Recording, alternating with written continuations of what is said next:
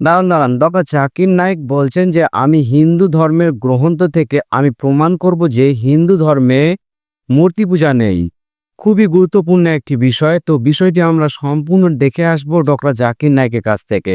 Doctor Zakir Naik কি পারবে প্রমাণ করতে হিন্দুদের ধর্মগ্রন্থ থেকে যে মূর্তি পূজা নেই? তো সম্পূর্ণ ভিডিওটি দেখতে থাকুন। কোনো ধর্মকে বুঝতে গেলে অথবা কোনো ধর্মের ঈশ্বরের ধারণাটা বুঝতে গেলে এটা সঠিক হবে না যদি আপনি সেই ধর্মের অনুসারীদের কাজকর্মগুলো দেখেন। কারণ অনেক সময় সেই অনুসারী নিজেই তার ধর্ম সম্পর্কে ভালো মতো জানে না অথবা ঈশ্বরের ধারণাটাও ঠিকমতো বোঝে না। কোনো একটা ধর্মকে বোঝার সবচেয়ে সেরা যে উপায় অথবা কোনো ধর্মে ঈশ্বরের ধারণাকে বোঝার সেরা উপায় হচ্ছে সেই ধর্মের যে পবিত্র গ্রন্থগুলো আছে সেখানে ঈশ্বর সম্পর্কে কি বলা হয়েছে সেগুলো দেখা। আসুন আমরা সংক্ষেপে পৃথিবীর প্রধান ধর্মগুলোতে ঈশ্বরের ধারণা সম্পর্কে জেনে নিই। প্রথমে আমরা হিন্দু ধর্মে ঈশ্বরের ধারণা বোঝার চেষ্টা করব। হিন্দু ধর্মের সবচেয়ে পবিত্র আর বিশুদ্ধ দুটো ধর্মগ্রন্থ আছে, সেগুলো বেদ আর উপনিষদ। ছান্দোগ্য উপনিষদে উল্লেখ করা হয়েছে 6 নম্বর অধ্যায় অনুচ্ছেদ 2 পরিচ্ছেদ 1, একম এভিদিত্যম, ঈশ্বর কেবলমাত্র একজন, দ্বিতীয় কেউ নেই। এটা একটা সংস্কৃত উদ্ধৃতি। এরপর শ্বেতাসিদ্ধ উপনিষদে উল্লেখ আছে 6 নম্বর অধ্যায় অনুচ্ছেদ 9, নাচস্য কসিজ জনিতানা চ দীপা। মহান ঈশ্বরের কোনো বাবা মা নেই, তার কোনো প্রভু নেই, তার কোনো বাবা নেই, তার কোনো মা নেই, তার উপরে আর কেউ নেই।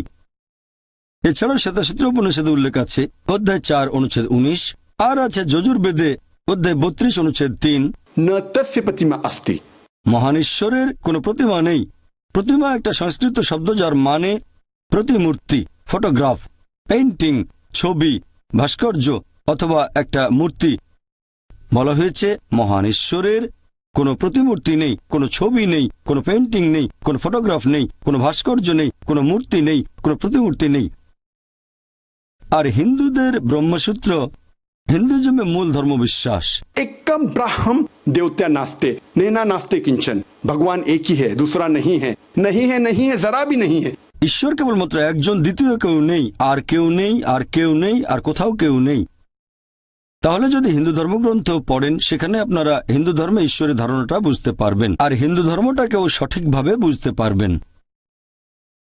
আসুন এবারে আমরা ইহুদি ধর্মে ঈশ্বরের ধারণা দেখি।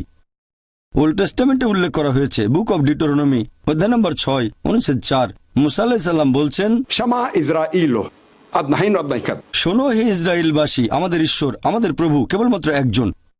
এরপর আছে বুক অব আইজায়া অধ্যায় নম্বর 43 অনুচ্ছেদ 11, আমি ঈশ্বর, আমি ব্যতীত আর কোনো রক্ষাকারী নেই।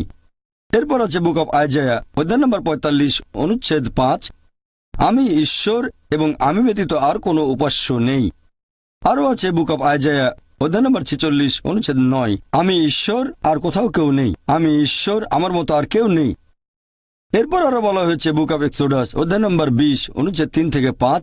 এছাড়াও আছে বুক অব ডিউটেরোনমি অধ্যায় নম্বর 5 অনুচ্ছেদ 7 থেকে 9। সর্বশক্তিমান ঈশ্বর বলছেন, তোমরা আমাকে ব্যতীত অন্য কোনো দেবতার উপাসনা করবে না, তোমরা আমার কোন রকম প্রতিমূর্তি তৈরি করবে না যেটার সাথে সাদৃশ্য আছে, কোন রকম মিল আছে আকাশমণ্ডলীর কিছু, নিচের পৃথিবীর কিছু বা পানিতে কিছুর সাথে। তোমরা তাদের সামনে নতজানু হবে না, তাদের সেবা করবে না, কারণ আমি তোমাদের প্রভু খুবই ঈর্ষাপরায়ণ। তাহলে যদি ওল্ড টেস্টামেন্ট পড়েন আপনারা ইহুদি ধর্মে ঈশ্বরের ধারণাটা বুঝতে পারবেন এবং ইহুদি ধর্মটাকে সঠিকভাবে বুঝতে পারবেন। এবারে খ্রিস্টান ধর্মে ঈশ্বরের ধারণা সম্পর্কে কিছু বলার আগে আমি কয়েকটা বিষয় পরিষ্কার করতে চাই। ইসলাম হচ্ছে একমাত্র অখ্রিস্টান ধর্ম যেখানে ধর্মবিশ্বাসের অন্যতম ভিত্তি যীশুখ্রিস্টকে নবী ও রাসূল বলে মানতে হবে। সেই মুসলিম আসলে মুসলিমই না যে যীশুখ্রিস্টকে নবী ও রাসূল বলে মানে না। আমরা মানি যে তিনি আল্লাহ তাআলার অন্যতম প্রধান একজন নবী ও রাসূল ছিলেন। বিশ্বাস করি যে তিনি ছিলেন মসীহ অর্থাৎ খ্রিস্ট। বিশ্বাস করি যে তিনি অলৌকিকভাবে জন্মেছিলেন কোনো পুরুষের হস্তক্ষেপ ছাড়াই, যেটা এখনকার দিনের অনেক আধুনিক খ্রিস্টানে বিশ্বাস করে না। বিশ্বাস করি যে তিনি আল্লাহর আদেশে মৃত ব্যক্তিকে জীবন দিয়েছেন। বিশ্বাস করি যে তিনি আল্লাহর আদেশে জন্মান্ধর কুষ্ঠরোগীদের সুস্থ করে তুলেছিলেন। খ্রিস্টান আর মুসলিমরা এখানে আমরা এক। প্রশ্ন করতে পারেন, তাহলে পার্থক্যটা কোথায়? আমাদের পার্থক্য হচ্ছে অনেক খ্রিস্টানই বিশ্বাস করে বা বেশিরভাগ খ্রিস্টান বিশ্বাস করে যে যীশু খ্রিস্ট বা ঈসা আলাইহিস সালাম নিজেকে ঈশ্বর বলে দাবি করেছেন। বিশ্বাস করে যে তিনি সর্বশক্তিমান ঈশ্বর। সত্যি বলতে আপনারা যদি বাইবেল পড়েন গোটা